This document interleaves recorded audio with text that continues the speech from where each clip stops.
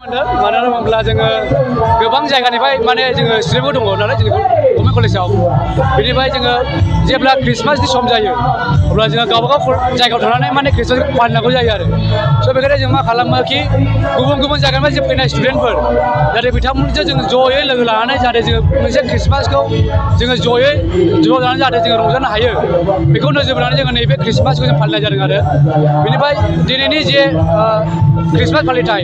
बेवहाय जोंनि chief guest हिसाबै दंमोन जोंनि मिस्टार सन्जिब इसवारि जायहा दिनैहाय BBC आरो थुक्राझारनिफ्राय फैनाय स' बिथाङा दिनै जोंनि गेजेराव फैनानैहाय बिराद मोजां माने इसोरनि बोसोनखौ जों होलांबाय जिसु ख्रिस्ट'आ माबोरै बुहुमाव फैदोंमोन आरो मानि थाखाय फैदोंमोन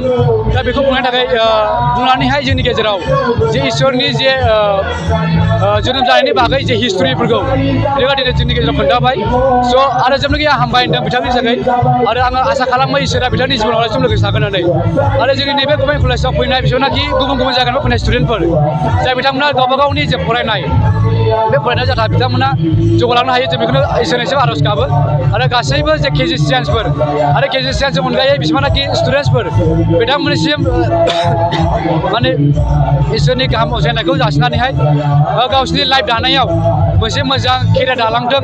बेखौ आसा खालामनानै आं इसोरनिसिम बेखौनो आसा खालामनानै